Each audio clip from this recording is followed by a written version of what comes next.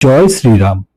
সনাতন ধর্মের সবচেয়ে পবিত্র ও মহান মহাকাব্য হল রামায়ণ। শ্রীরামের জন্ম থেকে শুরু করে লঙ্কা জয় পর্যন্ত অনেকটাই বড় গল্প এটা। কিন্তু আমি খুব কম সময়ের মধ্যে আপনাদেরকে সম্পূর্ণ গল্পটা তুলে ধরবো। তো নমস্কার, সনাতন গল্প কথায় আপনাকে স্বাগতম। তাহলে শুরু করতে যাচ্ছি রামায়ণের গল্প খুব কম সময়ের মধ্যে। আচ্ছা, পবিত্র অযোধ্যা নগরী, যেখানে রাজত্ব করতেন ধার্মিক রাজা দশরথ। তার ৩ রানী ছিলেন। সবচেয়ে প্রথম রানী হলো কৌশল্যা, তারপরের রানী হলো কৈকেয়ী এবং সবচেয়ে ছোট রানী ছিলেন সুমিত্রা। তো পুত্রহীন রাজার প্রার্থনায় সন্তুষ্ট হয়ে স্বয়ং ভগবান বিষ্ণু ধরাধামে অবতার রূপে ধারণ করেন। রানী কৌশল্যার কোলে জন্ম নেন শ্রীরাম, আর কৈকেয়ীর কোল আলো করে আসেন ভরত। তার বাকি ছোট রানী সুমিত্রার গর্ভে জন্ম নেন লক্ষ্মণ ও শত্রুঘ্ন দুজনে। শ্রীরাম ও তার ভাইদের গুরু বশিষ্ঠের আশ্রমে শিক্ষা সম্পূর্ণ হয়।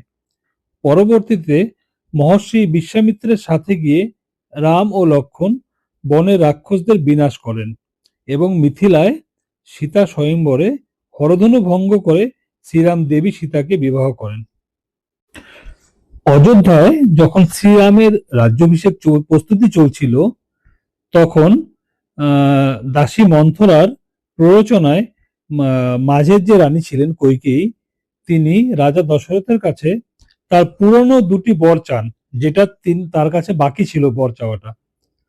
তো তখন মহারাজা দশরথ কি করবেন, তার তো সেই বরগুলো দিতেই লাগবে। তো তিনি রাজি হয়ে যান। রাজি হওয়ার পরে তখন কৈকেয়ীকে বলেন, বলো কৈকেয়ী, তোমার কি কি বর আছে। তখন মহারানী কৈকেয়ী প্রথম বর চান যে মহারাজ শ্রীরামের বদলে ভরতের রাজ্যাভিষেক, ভরতকে অযোধ্যা রাজা বানানো। আর দ্বিতীয় বর যেটা হলো, সেটা হচ্ছে শ্রীরামের 14 বছরের বনবাস। কারণ শ্রীরামকে যদি 14 বছরের জন্য বনবাসে পাঠিয়ে দেয়, তাহলে কেউ শ্রীরামকে আবার নতুন করে রাজা বানানোর জন্য কোনো চিন্তা ভাবনা করবে না। কারণ কৈকেয়ী ছিল একটু কুটিল টাইপের, ঠিক আছে। সে কোনোভাবে তার ছেলেকে রাজা বানানোর জন্য, সবচেয়ে সর্বোচ্চ পদে বসানোর জন্য খুব ব্যস্ত হয়ে থাকতো আর কি। তো রামচন্দ্র যদি 14 বছরের জন্য বনবাসে চলে যায়, তাহলে তার নামও কেউ বলবে না। আর যেহেতু রামচন্দ্রের যত প্রজা আছে সবাই রামচন্দ্রকে খুব ভালোবাসতেন, তারা সবাই তাকে পছন্দ করতেন, তো সেটাও ধীরে ধীরে চলে যাবে। এই চিন্তা করে সে খুব ভাবনা চিন্তা করে, এই চিন্তা করে না, খুব ভাবনা চিন্তা করে তখন এই বর দুটি পায়। আর তাকে এখানে সাহায্য করেছিল তার যে প্রিয় দাসী মন্থরা, তিনি। এখন মহারাজা দশরথ কি করবেন সেই চিন্তা করতে করতে তার অবস্থা খারাপ হয়ে যায়। তখন আমাদের শ্রীরামচন্দ্র নিজে এগিয়ে আসলেন এবং তিনি বুঝলেন যে তার পিতা যদি কথা না রাখেন, তাহলে সেটা ধর্মের বিপরীতে চলে যাবে। তাই শ্রীরামচন্দ্র পিতৃভক্তি ও ধর্ম পালনের জন্য হাসি মুখে বনবাস যাত্রা করার জন্য রাজি হয়ে গেলেন। এখন তো মহারাজা আমাদের রামচন্দ্র তো আর একা যেতে পারবেন না। তখন তার স্ত্রী সীতা মাতাও যাওয়ার জন্য রাজি হয়ে গেলেন। যদিও শ্রীরামচন্দ্র তাদের রাজি ছিলেন না, কিন্তু যাই হোক তার চাপে পড়ে রাজি হয়ে গেলেন। আর তার যে জ্যেষ্ঠ ভ্রাতা আছে লক্ষ্মণ, তিনি তো কোনোভাবেই তার শ্রীরামচন্দ্রকে ছেড়ে যাবেনই না, ও সাথে যাবেই যাবে। তাকেও তো না যাওয়ার জন্য অনেক রকম ব্যবস্থা করা হলো, কিন্তু সে মানবেই না। অগত্যা কি হলো, তো তাদের দুজনকে নিয়ে স্বয়ং রামচন্দ্র বনবাসের দিকে রওনা দিলেন। বনবাসে থাকা অবস্থায় রাক্ষসরাজ রাবণের বোন সুপর্ণখা রাম ও লক্ষ্মণকে বিবাহের জন্য প্রস্তাব দেয়। তো যেহেতু রামচন্দ্র আগের থেকে বিবাহিত, তার তো কোনো প্রশ্নই নেই। আর লক্ষ্মণ যে আছেন, তিনিও তাকে পছন্দ করেননি। তার কথাতেই কিছু খারাপ জিনিসগুলো ধরা পড়েছিল, যার জন্য পছন্দ করেনি। তখন তাদের মধ্যে এক ধরনের যুদ্ধ হয়। সেখানে কি করেন লক্ষ্মণ, তরোয়াল দিয়ে ওই সুপর্ণখার নাক কেটে দেন।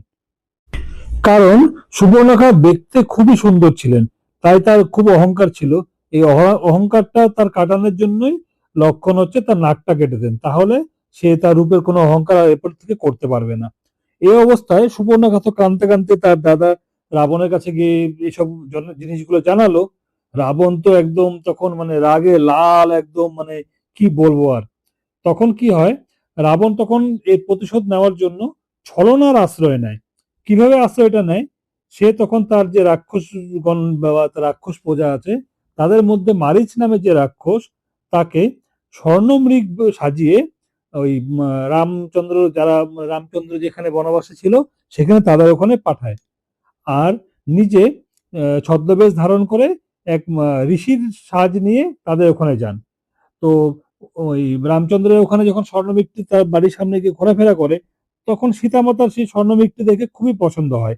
তখন তিনি লক্ষ্মণকে বলেন, রামচন্দ্র তখন সেই সময় ছিলেন না, তখন লক্ষ্মণকে বলেন আমাকে ওটা ধরে এনে দাও, আমি ওটাকে বাড়িতে রাখবো, আমার খুব পছন্দ হয়েছে। তো লক্ষ্মণ এখন তার মাতার কথা তো শুনতেই হবে। শুনে তো শোনার জন্য মানে তার ধর্ম রক্ষা পালন করার জন্য সে সেই স্বর্ণমৃগের পিছনে ধাওয়া করেন। ধাওয়া করে অনেকক্ষণ থেকে তখন আসছে না, আসছে না, আসছে না। এর ফাঁকে কি হয়, রামচন্দ্র চলে আসেন বাড়িতে। এসে তখন জিজ্ঞাসা করেন যে লক্ষ্মণ কোথায়। তখন সীতা মাতা পুরো ঘটনাটা বলেন। তো সে দেখলো যে অনেকক্ষণ হয়ে গেছে, তার ভাই এখনো আসলো না, আসলো না। তখন সেও সেই আবার সেও খুঁজতে বেরোয় তার ভাইকে। সে তার ভাইকে খুঁজতে বেরোয়। এই সময়টাতে তখন বাড়িতে আর কেউ ছিল না। এই সময়টাই অপেক্ষা করছিলেন রাক্ষস রাজ রাবণ। সে তখন কি করে, ঋষির ছদ্মবেশ যিনি ধারণ করেছিলেন, তখন ভিক্ষা চাইতে এই সীতামাতার কাছে আসেন।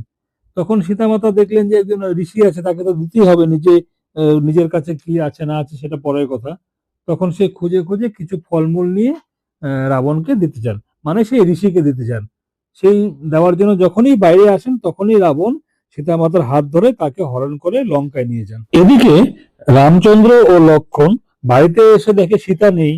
তো ঘর বাড়ি সব তছনছ করে খুঁজলো, আশেপাশে সব জায়গায় খুঁজলো, পুরো জঙ্গল খোঁজার পরেও তার কোনো হদিশ না পেয়ে তারা তো খুব চিন্তায় পড়ে গেল।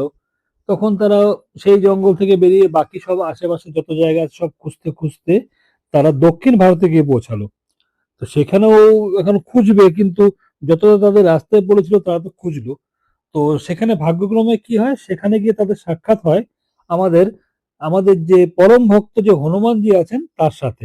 তিনি এবং তাদের যে বানর, পুরো বানর সম্প্রদায়, তার যে রাজা সুগ্রীবের সাথে, তাদের সাথে তার দেখা হয়।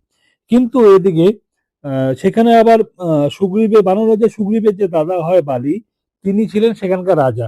আর তার সাথে সুগ্রীবের দের খুবই মানে মানে বনিবনা হতো না, সে খুবই মানে পাজি টাইপের ছিল।